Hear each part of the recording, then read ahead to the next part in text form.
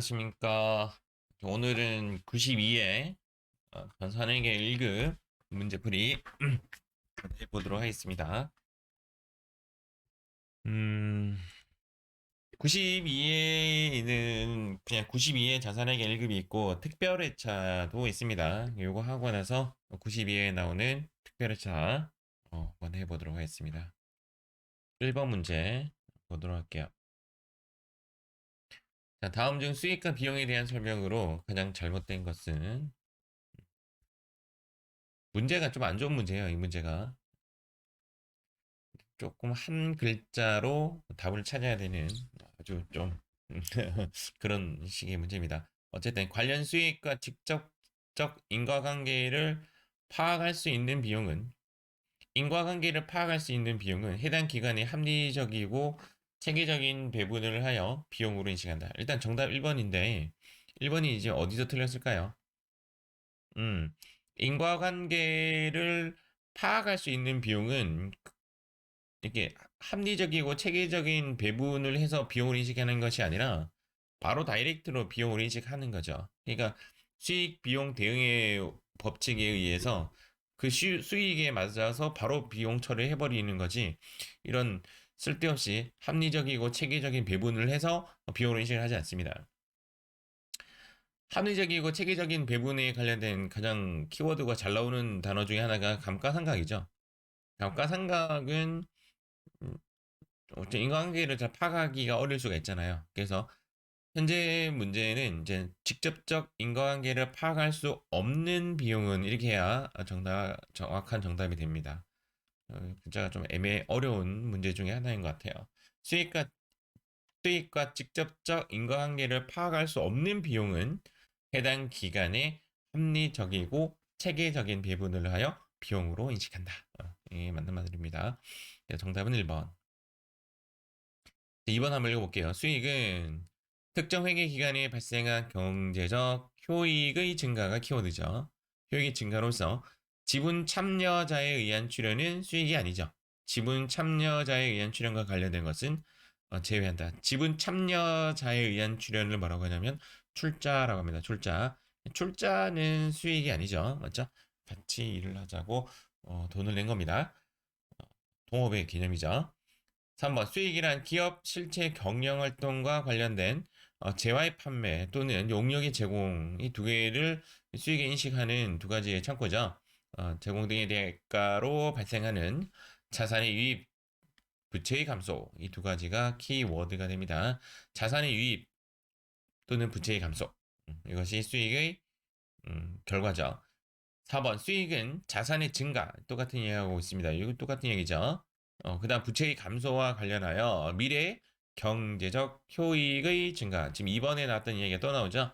효익 증가로서 이를 신뢰성 있게 측정할 수 있을 때 인식한다. 인식 기준입니다. 인식 기준이 정의가 되고 그다음 측정이 가능하고 그다음 효익의 유입 또는 유출 가능성이 있으면 인식한다라고 하죠. 인식의 기준이 보통 정의, 수익의 정의, 비용의 정의, 자산의 정의가 되고 측정 가능해야 되고 효익의 인 또는 아웃이 일어날 기대를 하는 거죠. 그때 인식한다. 인식의 기준 DMB라고 합니다. 자, 2번 문제 보도록 하겠습니다.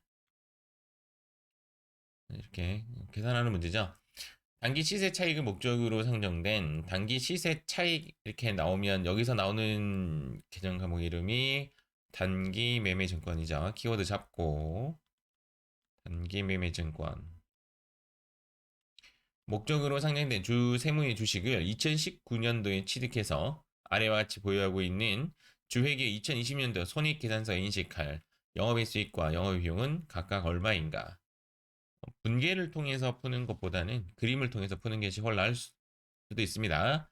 2019년 12월 31일, 이제 2019년 12월 31일은 2020년의 기초가 되기도 하겠죠. 일단 그대로 적겠습니다. 2019년 12월 31일 현재 세무 1000주를 보유하고 있고 이때 가치는 5,000원이다 라고 하고 이 5,000원을 쭉 가다가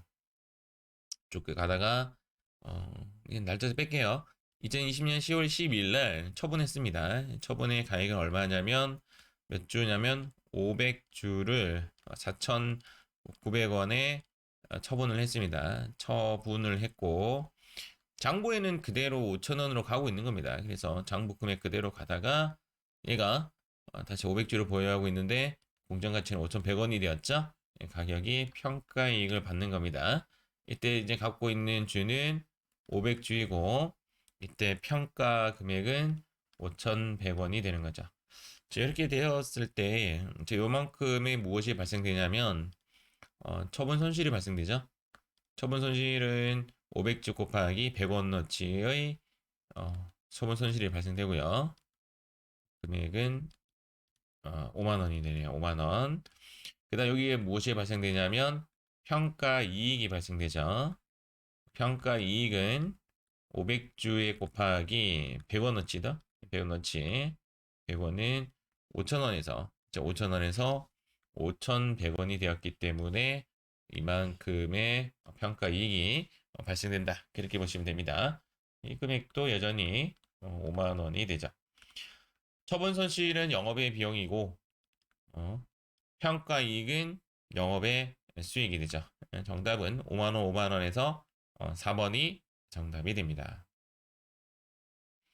그게 어려운 것보다는 이런 그림을 그려서 푸는 것이 훨씬 나을지도 몰라요.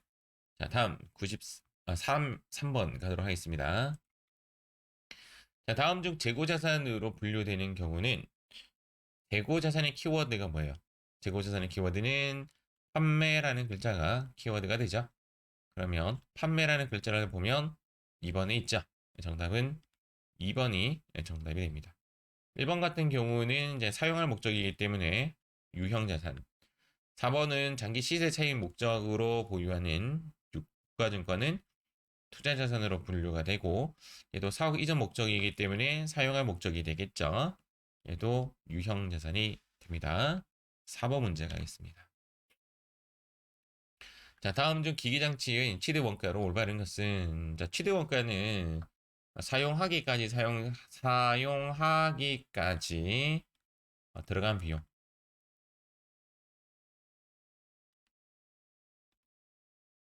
이자 비용만 제외하고 사용하기까지 들어간 비용. 그리고 이제 보통 사용하기까지 들어간 비용의 최종 금액은 보통 시운전비죠. 그래서 시운전비가 최종이다라고 보시면 됩니다. 그러니까 이렇게 기기장치를 설치하고 이렇게 설치하고 뭐 여기에 비행기 타고 갔다면 비행기 값, 차 몰고 갔다고 하면 트럭 값도 들어가고 톨비도 들어가고 여기에 들어갔던 인건비도 들어가고 모든 것이 다 들어가죠. 다 들어가고 시운전비도 들어가고 설치비도 들어가고 다 들어가는데 설치하고 나서 시운전하고 나서 그 다음 사용하기 위해서 들어간 비용들은 빼는 게 맞죠. 단 이자 비용은 사용하기까지 들어간 비용에는 그러니까 장기적으로 건설된 보통 건설 중인 자산을 제외하고는 이자 비용은 들어가지 않는다. 그렇게 보시면 됩니다. 기계장치 구입 가격 들어가겠죠? 설치비, 시운전비 들어가겠죠? 구입 시의 운송 비용 들어가겠죠? 그러나 직원 교육비는 들어가지 않습니다. 그래서 5,250만 원. 정답은 3번이 정답이 되겠습니다. 바로 갈까요? 자, 5번 일반 기업 회계 기준에 따른 재무제표에 해당하지 않는 것은 자, 요거 한번 볼까요? 이렇게 발효정자를 그리면 얘는 뭐죠? 재무상태표 BS 그다음 발효정자를 거꾸로 그리면 얘는 IS 손익계산서라고 하죠. 자산의 101번이 뭐죠? 현금 여기에 들어가는 글자는 뭐죠? 자본 좀 그다음 역사를 가리키는 강의 잘 하시는 분 이름 뭐죠? 설민석 이거는 주석 설명서가 주석 그러면 이렇게 됩니다. BS 재무상태표 IS 손익계산서 현금 자본 주석 다시 재무상태표 그 다음 손익계산서 그 다음 현금 흐름표 그 다음 자본 변동표 그 다음 주석 정답은 4번이 정답이 되겠죠. 요거는 뭐 이렇게 외우시면 됩니다. 자, 다음 6번 문제 가겠습니다. 다음 중 재무상태표상 자산의 차감 항목으로 표시되지 않는 거래는 보기 중에서 퇴직급의 총당 부채가 오면 대부분의 답이 퇴직급의 총당 부채입니다. 10문제 중 8문제가 퇴직급의 총당 부채가 답이 돼요. 이게 그 이유가 뭐냐면 설정 문제죠. 얘랑 얘가 세 설정 문제인데 얘는 이제 통상적으로 설정 문제는 안 나오고 세 가지 문제 중에서 얘는 자산의 차감적 계정 과목이고 얘도 자산의 차감적 계정 과목이지만 얘는 오리지널 부채죠. 부채. 얘는 부채로 처리를 합니다. 자산의 차감적 계정 과목이 아니라 부채 그 자체인 거죠. 그렇게 보시면 됩니다. 재고자산 평가 충당금도 자산의 마이너스 이제 차감적 개념 과목이에요. 재고 자산을 평가 금액을 다운시킨, 즉 적합법에 의해서 가격을 인식시키기 때문에 그만큼 자산의 차감적 계정 과목으로 두었다가 언젠가는 회복을 하겠죠. 그때는 평가 충당금 환입이라는 계정 과목으로서 처리를 합니다. 일단 그렇고, 자, 7번 문제. 자, 다음 중 사채에 대한 설명으로 틀린 것은 사채라는 말이 나오면 보통 이제 증가라는 말과 유효 이자율법이라는 말이 나오면 정답이 맞는 말이다. 이렇게 보시면 맞습니다. 사채는 우리 입장에서는 잘 사용되지도 않고 좀 와닿지 않죠. 일단 이렇게 감소라는 말이 나오면 통상 좀 틀린 말이에요. 증가 이런 말이 나와야 맞는 말이고요. 사채 할증 발행 차금은 액면가액에서 더하기 하는 형식으로 기재한다. 정답은 1번이 정답입니다. 근데 좀 본격적으로 설명하면 일단은 사채를 발행하게 되면 일단은 이제 두 가지의 계정 과목이 살아나죠. 이제 할인 발행, 할증 발행 뭐 이런 단어가 나오는데 어쨌든 간에 이제 싸게 이제 액면 이자율이 이제 안 팔리니까 싸게 팔 수밖에 없을 경우 시장 이자율보다 액면 이자율이 어, 안 좋을 때, 낮을 때는 할인할 수밖에 없습니다. 그때는 차변에 사채 할인 발행 차금 이런 계정 과목을 쓰고요. 만약에 어, 비싸게 액면 금액이 좀 높을 때는 대변에 사채 할증 발행 차금이라고 씁니다. 여기까지는 알고 계시죠? 사채 할증 발행 차금이라고 용어를 씁니다. 근데 얘가 BS에 어떻게 표현되는지 한번 볼게요. 예를 들어서 이제 사채 할인 발행 차금의 경우에는 BS에 예를 들어서 사채가 10,000원이라고 가정을 하면 이때는 사채 할인 발행 차금이 9,000원이라고 이렇게 하지 말고 사채 할인 발행 차금이 1,000원이라고 가정하면 얘는 이제 표시가 어떻게 되냐면 얘랑 이제 차감을 해서 상복가액이 표시되는 게 9,000원으로 표시가 되고요. 얘는 이제 또 어떻게 표시되냐면 사채가 만 원이고 사채 할증 발행 차금이 1,000원일 경우에는 표시되는 모습이 어떻게 표시되냐면 얘랑 만나서 11,000원으로 표시가 됩니다. 그런데 이제 세월이 지나면 지날수록 이 9,000원은 이제 만 원의 모습으로 쫓아가는데 그 쫓아가는 그 크기가 화살표처럼 점점 커집니다. 이렇게 점점 커져요. 얘도 마찬가지로 11,000원이 만 원이 되는데 만 원으로 가는 그 그림이 점점 이렇게 커집니다. 이렇게 이런 식으로 커집니다. 이런 애들을 뭐라고 하냐면 상가객이라고 상가객. 그래서 어, 상가객은 사채 할인 발행 차금이든지 사채 할증 발행 차금이든지 세월이 지나면 지날수록 점점 커지죠. 그래서 3번과 4번을 보면 유효 이자율법 적용 시 사채 할증이든 사채 할인 발행 차금이든 그 상가액은 매년 증가한다가 맞는 말이 되는 겁니다. 그래서 사채에는 증가라는 부분이 조금 더 맞는 말로 다가와요. 그리고 나서 얘를 이제 분계로 나타내면 어떻게 되냐면 사채는 일단 정액의 보통예금에서 돈이 나가겠죠. 보통예금이 이제 어떤 식으로 돈이 나가기로 했냐면 음, 자, 보통예금을 한번 써보겠습니다. 자, 보통예금이라고 해서 예를 들어서 액면가액이 만 원인데 만 원에 10%가 보통예금에서 나갔다고 가정할게요. 그래서 여기서 나가는 돈이 1,000원이고 여기서 나가는 돈이 1,000원이에요. 1,000원인데 세월이 지나면 지날수록 사채 할인 발행 차금은 점점 깎이겠죠. 깎이려면 얘는 지금 생존 자체가 차변에서 태어났기 때문에 얘가 깎이려면 대변으로 가서 없어져야 돼요.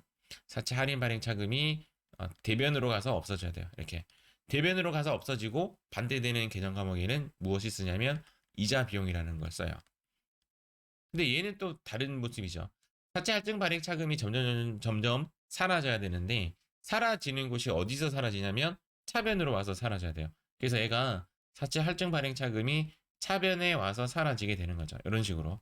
이런 식으로 없어졌다가 그 나머지 계정 과목은 이자 비용이라는 놈을 쓰게 돼요. 이자 비용은 이제 여기 이제 이자 비용은 왼쪽에 쓰는 이자 비용, 이제 사채 할인 발행 차금일 때 이자 비용은 이 두 개 합의되고 여기에 쓰는 이자 비용은 이 보통 예금과 이제 요것과의 차이가 이제 이자 비용을 쓰게 되는데 얘네들이 지금 그로스가 어떻게 되냐면 4차 할인 발행 차금이 매년 전부터 계속 이렇게 증가한단 말이에요. 얘가 계속 증가하다 보니 얘는 정액이에요. 얘는 액면 이자율이 몇 퍼센트라고 정액으로 지금 부여가 되는데 4차 할인 발행 차금은 세월이 지나면 지날수록 점점 커지다 보니까 이 이자 비용도 점점 증가를 하게 되겠죠. 점점 증가를 하게 되는데 이놈은 달라요. 사채 할증 발행 차금이 점점 커진다면 상대적으로 이자 비용은 점점 작아질 수밖에 없습니다. 그래야 차변 대변이 동일해지니까. 근데 현재 문제 보시면 할인 발행일 경우잖아요. 할인 발행일 경우가 여기에요. 할인 발행일 경우에는 이자 비용은 사채 이자는 매년 증가한다가 맞나요? 근데 상대적으로 이 반대적인 말로 사실 할증 발행인 즉 할인 발행이 아니라 할증 발행이었다면 얘는 사채 이자는 매년 감소하게 됩니다. 그래서 사채는 감소라는 용어를 잘 안 나오는데 이런 특이한 경우에는 즉 할증 발행했을 때의 이자 비용만은 매년 감소를 하게 돼요. 암기까지 하기 좀 그렇고요. 저는 이게 추천하는 방법은 일단은 이제 증가라는 말이 가장 잘 나와요. 증가라는 말이 정답이고 유효이자율법이라는 말이 정답이다라는 두 가지의 키워드만 가지고 접근하시길 바래요. 이번 아까 해석 안 했는데 여기 보면 할증 발행 차금은 여기 할증 발행 차금은 여기죠. 여기 할증 발행 차금은 사채 액면 가액에서 플러스하는 형식으로 기재했죠. 여기서 이렇게 보면 플러스하는 형식으로 기재를 했습니다. 7번 문제는 틀리라고 나온 문제인데 제가 지금 가르쳐 드렸던 요 논리로 접근을 하면 웬만하면 다 맞춘다. 그렇게 보시면 됩니다. 좋아요. 8번 문제 가겠습니다.